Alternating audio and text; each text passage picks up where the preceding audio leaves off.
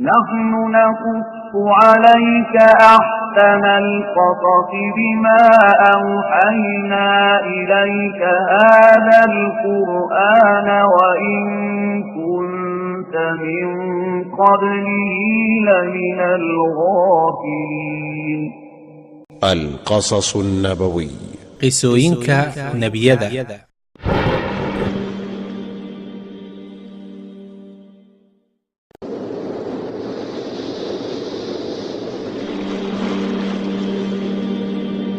qisada aan maanta idiin soo gudbinayo waa qiso cajiib ah oo laga yaabay inaad horay u maqashay ama aadan maqal.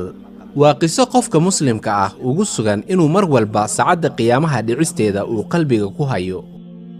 rasuulka Alle sallallahu calayhi wasallam wuxuu yidhi, maalin maalmaha ka mid ahayd aniga oo la fadhiya Jibriil calayhi salaam, waxaa hal mar kala dhambalmay ama kala dilaacday samada sare.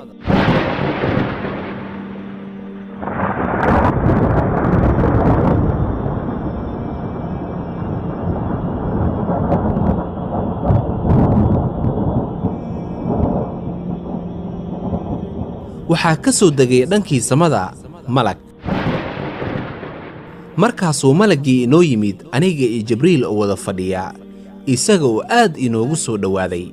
saa Jibriil calayhi salaam markii uu arkay malaggii wuxuu u muuqday mid la yaabay malaggii imaashiyihiisa, yacni wuu isku yaryaraaday oo wuxuu u muuqday qof cabsaday. markii uu malaggii u yimid nebiga sallallahu calayhi wasallam wuxuu ku yidhi, rasuulkii Allow, waxaan ahay fariinside kaaga yimid xagga Alle. rabbigaaga wuxuu ku siinayaa laba doorasho ama laba ikhtiyaar: inaad noqoto nebi u nool sida boqorada oo kale, ama inaad noqoto nebi u nool sida addoommada oo kale, yacni aan isla weynayn. nebiyada sida boqorada camal u noolaa waxaan tusaale u soo qaadan karnaa Sulaymaan iyo Daa'uud calayhi salaam, oo ku noolaa nolol weyn, dunida siday doonaan u maamuli jiray, heer uu Alle u saqiray in dabaysha ay la shaqayso.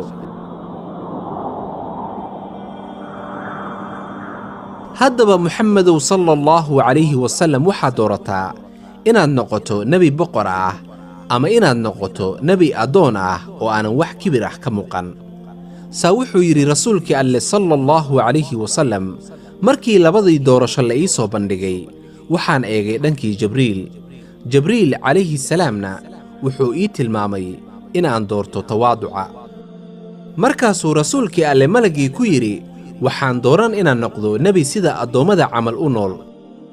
saa markii uu malaggii ka tegey rasuulkii Alle iyo Jibriilba, wuxuu rasuulkii Alle eegay dhankii Jibriil, isaga oo ku yidhi, maxaa ku helay Jibriilow, waa adiga isbeddelay markaad aragtay malaggan? Jibriilna wuxuu rasuulkii Alle ku yidhi, Muxammedow sallallahu calayhi wasallam, malaggan aad aragtay maanta, weligii maanta ka hor dhulka ma uusan u soo degin, yacni keligii ma soo degin. wallaahi allihii uuntay ayaan ku dhaartay, wax kale ma aanan u qaadan oo aanan ka ahayn in saacadda qiyaamaha ay dhacayso maanta. haddaba ma garanaysaa malaggaasi? waa Israafiil, waa malagga afuufi doona suurka qiyaamaha, waa malagga dadka ku wargelin doona in saacadda qiyaamaha ay dhacday. Jibriil markii uu arkay Israafiil oo xagga dhulka u soo degay, wuxuu u qaatay in dunida ay dhammaatay maanta.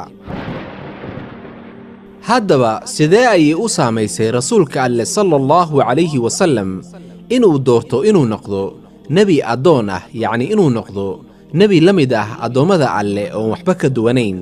tusaale, rasuulka Alle sallallahu calayhi wasallam mararka qaar markii wax cuni jiray, wuxuu wax u cuni jiray isaga oo dangiga, yacni isaga oo dhabarka meel ku tiirsaday.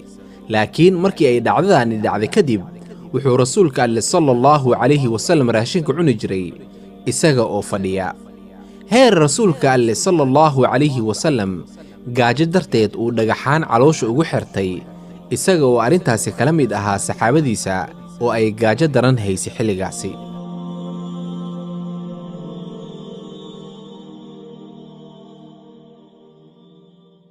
نحن نقص عليك أحسن القصص بما أوحينا إليك هذا القرآن وإن من قبله لمن الغافلين. القصص النبوي qisooyinka nebiyada